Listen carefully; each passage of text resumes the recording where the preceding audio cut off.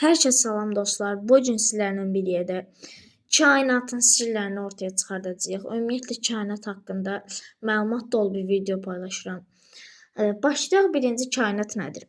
Kainat bizi əhatə edən maddi aləmdir. O özündə yeri, günəşi və ayı, günəş sisteminin digər planetlərini, milyardlarla ulduzlar və onların arasındakı məsafəni əhatə edir.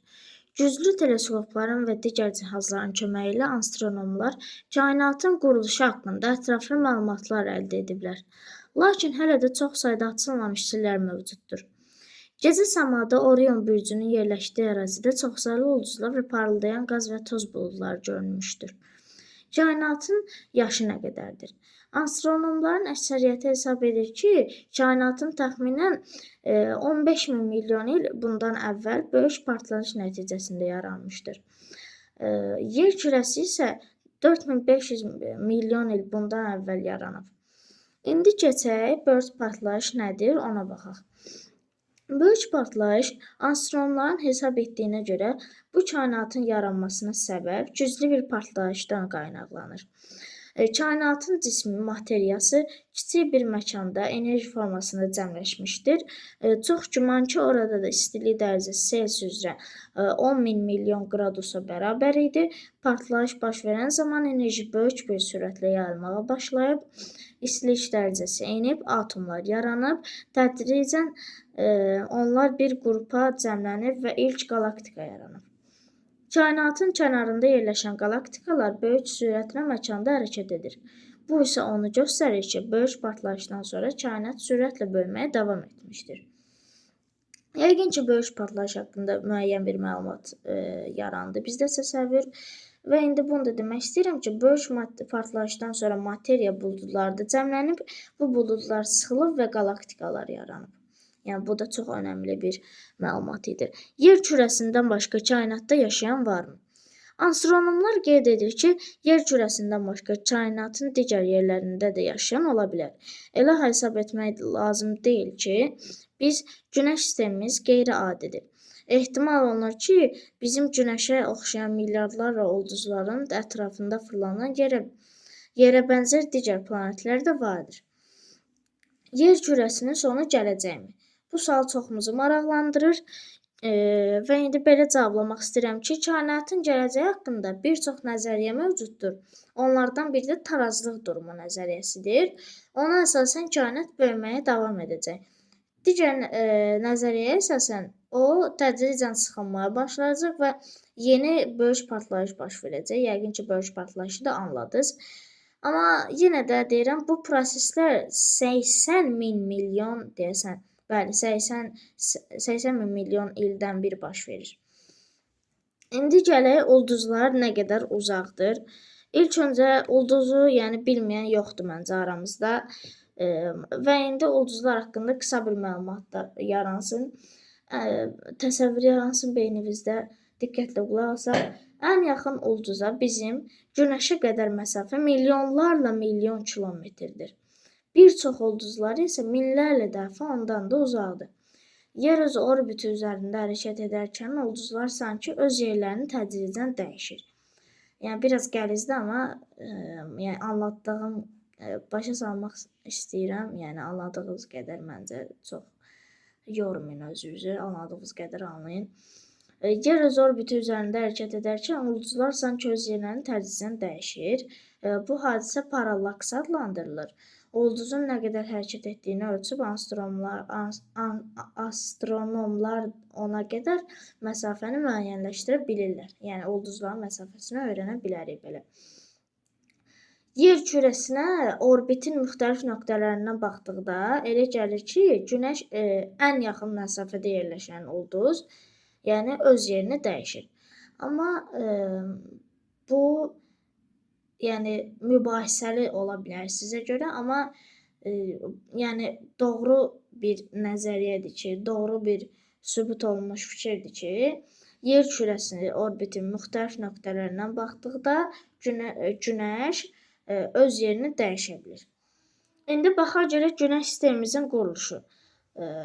Elmi nəzəriyyə falan bunlardan danışaq. İlk dəfə kim irəli sürmüşdür? 1543-cü ildə Nikolay Kopernik elmi cəhətdən sübut etdi ki, Günəş kainatın mərkəzində yerləşir və bütün planetlər onun ətrafında fırlanır. Katolik kilsəsi hətta Kopernikin elminə qarşı çıxış etdi. 1616-cı ildən 1828-ci ilə qədər onun elmi nəzəriyyəsinə qadağa qoyuldular. İşıq ili nədir? İşıq ili ilə biz hesablama aparılır bildiyimiz kimi və bunların çoxunda məsafədə falan biz işıq ilindən istifadə edirik. İşıq ili kosmik məkanda məsafə böyük olduğundan onu kilometr ilə ölçmək məqsədə uyğun deyil. Ona görə işıq ili ölçü vahidi yaranır. İşıq ili işığın il ərzində 300 min kilometr saniyə sürətində qət etdiyi məsafədir. İşıq ili 4,5 vurulsun 10^12 kilometrə bərabərdir. Yəni buradan da bir təsəvvür yaranar ki, işıq ili nə qədər uzaqdır. İndi bizə ən yaxın olan ulduz haqqında danışaq. Amma belə deyim də, Günəşi çıxar. Günəşi hamı bilir ki, ən yaxın ulduzdur. Belə halda yer kürəsinə ən yaxın ulduz Proxima Centauri'dir. Ona qədər olan məsafə 4,2 işıq ilidir və ya 4 vurulsun 10^13. Yəni bu bilinir. Kilometrdir. Kilometrlə hesablayın. Yəni bu sayını. Günəş yer kürəsindən 8 işıq dəqiqəsi məsafədə yerləşir. Bunu da deyim. Yəni yəqin ki bir çoxunuz bilirdi bunu. Ən azından bu videoya klikləyənlər bilməlidir. Məncə intellektli bir insanlar bu videoya qarşısına çıxar. Kainatın ətrafında nə isə varmı? Biraz heyecanlıyam. Yəni belə danışığımda qüsurlar ola bilər. Çünki belə deyim də professional mühitdə çəkmirəm mən bunu. Evdə sadəcə özüm retelling mütaliə sayəsində eləyirəm. Kainatın ətrafında nə isə varmı? Bu sualı cavab. Biz kainatın ətrafını görə bilmirik. Bu səbəbdən onun kənarlarında hər hansı bir cismin olub-olmadığını söyləyə bilmərik. Hətta alimlər bizim anlayışda kainatın sərhədlərinin olduğunu deyə bilmir. Yəni buna görə siz çox da başınızı yormayın. Kim və nə zaman ilk dəfə teleskopdan istifadə edib? Biz bilirik ki, teleskop kainatda olan müxtəlif səma cisimlərinə yaxından izləmək üçündür. Astronomiya elmində ilk dəfə teleskopdan 1609-cu ildə İtaliyalı alim Galileo Galilei istifadə edib. Teleskopun köməyi ilə o Yupiterin ən böyük 4 peykini kəşf edib və planetlərin Günəş ətrafında hərəkət etdiyi haqqında Kopernikin nəzəriyyəsini 2 qat sübut edib. Yəni bu da çox qəşəng bir şeydir və onu da elə düz dediyinə görə cəsarlandırırdılar. İlk astronomlar kimlər idi? 4000 ildən çox bundan əvvəl Çin astronomları ulduz və planetləri dəqiq müşahidə edirdi. Təxminən elə o zaman Babillər gecə səmanın cədvəlini, reyestri, yəni tətbiq eləyib. Babil sakinləri inanırdı ki, ulduzlar onlara tanrıların yolu haqqında məlumat verir. Bir çox bürclər qədim Yunan tanrıları və qəhrəmanlarının adını da daşıyır. Bizim Günəş sistemimiz ulduz yığmasının bir hissəsidir. O galaktikanın tərkib hissəsidir. Bir çox galaktikaların yerli yığmasına daxildir. O şəkillər var, orada bir-bir görərsiniz. O digər yığmalarla birlikdə galaktikaların ən böyük yığmasını yaradır. Bu deyəsən 5-ci şəkildə idi. O isə öz növbəsində kainatın balaca bir hissəsi olur. Kainat nə qədər böyüdür? Kainatın nə qədər böyük olduğunu təsəvvür etmək çətindir. Astronomların müşahidə edə biləcəyi ən uzaq obyektlər kvazrlardır. Bizdən 15 min milyon işıq ili məsafədə yerləşir. Bu kvazrlardan saçan işıq böyük partlayışdan sonra görünmür. Ola bilsin ki, daha uzaqda yerləşən obyektlər də mövcuddur.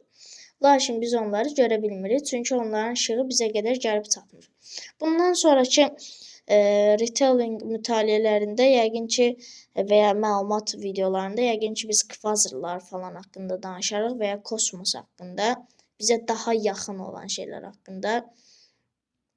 Belə inşallah ki videonu bəyəndiniz. Abunə olmağı unutmayın, şərh yazın, dəstək olun. Yəni bu videoları həqiqətən çəkmək çox uzun çəkir. Hardasa 2 saatdır, 3 saatdır bu videoların üstündə işləyirəm. Hələ bunun araşdırma qismi də var. O da bir belə deyim də elə o qədər vaxt çəksə, günümün 4də biri bunları hazırlamağa gedir. Amma düzdür, mənim xoşuma gəlir araşdırma eləmək. Amma yenə də yəni əziyyətimin məncə bir qarşılığı olmalıdır. Sizi çox yormayım. Sağ olun, salamat qalın. Görüşənədək özünüzə yaxşı baxın. Research etməyə davam.